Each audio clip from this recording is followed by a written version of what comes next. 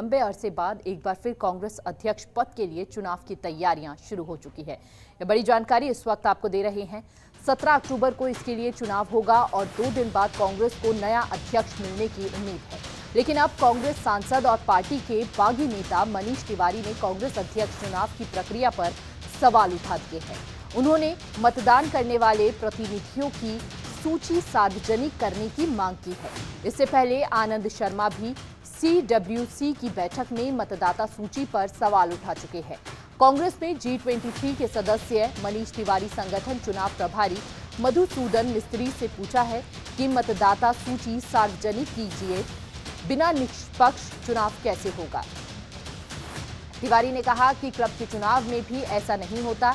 इसके बाद अध्यक्ष पद के चुनाव से ठीक पहले कांग्रेस की मुश्किलें बढ़ती दिख रही हैं,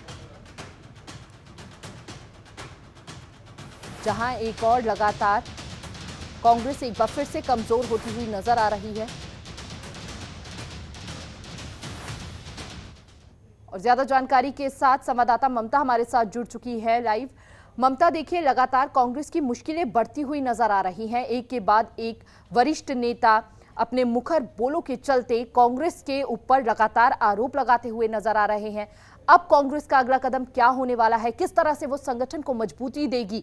किस तरह से बागी नेताओं को मनाएगी? किस तरह से नाराजगी दूर करेगी? हिमानी, ये बहुत महत्वपूर्ण सवाल है कि आखिरकार बागी नेताओं को किस तरीके से कांग्रेस पार्टी बनाएगी, क्योंकि देखा जाए तो 17 अक्टूबर की तारीख मुकर्रर हो गई है। कांग्रेस पार्टी के अध्यक्ष पद के लिए चुनाव होगा, 17 को मतदान होगा और 19 अक्टूबर को नतीजे आ जाएंगे। यानी कि दिवाली से पहले ये साफ हो जाएगा कि कांग्रेस का राष्ट्रीय अध्यक्ष कौन होगा। हालांकि इस पूरे मसले को लेकर कहीं ना कहीं कांग्रेस पार्टी के ही जो सांसद हैं मनीष तिवारी, उनकी तरफ से सवाल खड़े किए गए हैं। उन्होंने कहा है कि मतदाता जो सूची है उसमें अनियमितता बरती गई है।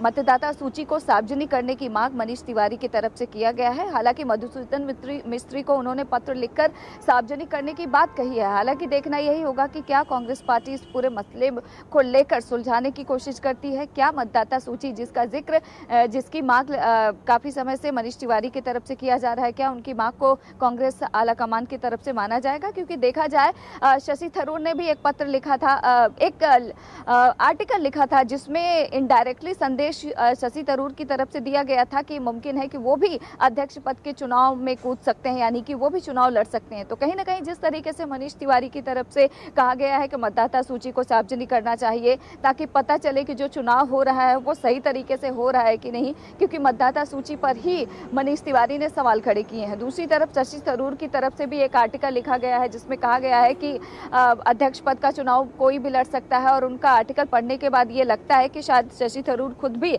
अध्यक्ष पद के चुनाव में उतरना चाहते हैं। हालांकि आधिकारिक तौर पर उन्होंने इस मसले में कुछ भी कहा नहीं है, लेकिन उनका आर्टिकल इस तरीके से इशारा करता है। तो कहीं ना कहीं अध्यक्ष पद जो 21 साल बाद होने वाला है कांग्रेस पार्टी का, तो कहीं ना कहीं सवाल कई खड़े हो रहे हैं कि आखिरकार कांग्रेस पार्टी इन तमाम सवालों के जवाब किस तरह से देगी और जो राष्ट्रीय अध्यक्ष पद का चुनाव होने वाला है 17 अक्टूबर को, उसको किस तरीके से अंजाम देगी कांग्रेस पार्टी। देखिए, पहले तो मनीष तिवारी के मुखर बोल जब गुलाम नबी आज़ाद ने पार्टी से इस्तीफा दिया तब भी नजर आए।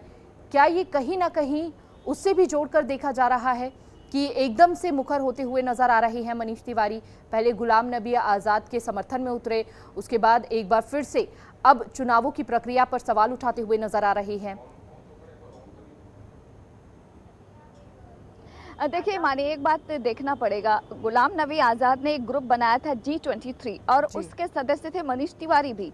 तो कहीं ना कहीं इससे जुड़ा हुआ जरूर इस मसले को देखा जाना चाहिए भी। और देखा जा सकता है कि गुलाम नबी आज़ाद ने तो अपना साथ नाता अपना तोड़ लिया है कांग्रेस पार्टी से, लेकिन मनीष तिवारी भी G23 के सदस्य थे और उनकी तरफ से लगातार गुलाम नबी आज़ाद के इस्तीफा देने के बाद से ही लगातार किसी न किसी मुद्दे को लेकर वो पार्टी आलाकमान पर सवाल खड़े कर रहे हैं। तो ऐसे में काफ़ी अहम हो जाता है ये जानना कि आखिरकार मनीष तिवारी चाहते क्या हैं, क्योंकि देखा जाए पार्टी की तरफ से भी कोई उनके ऊपर एक्शन नहीं लिया जा रहा है और वो है कि लगातार पार्टी पर ही सवाल खड़े करते रहे हैं। क्योंकि ये पहली बार नहीं है, इससे पहले भी कई बार मनीष तिवारी ने पार्टी आलाकमान पर संदेह किया है और सवाल खड़ा किया है। तो ऐसे में कांग्रेस की तरफ से इस पर क्या कुछ किया जाएगा ये देखना काफ़ी महत्वपूर्ण होगा। लेकिन देखा जाए तो कहीं ना कहीं नेताओं में इस बात को लेकर नाराजगी ज़रूर है, पार्टी आलाकमान को लेकर, और यही वजह है कि वरिष्ठ नेता जो कांग्रेस पार्टी के साथ हुआ करते थे, चाहे गुलाम नबी आज़ाद हो, ज्योतिरादित्य सिंधिया हो, जितिन प्रसाद हो,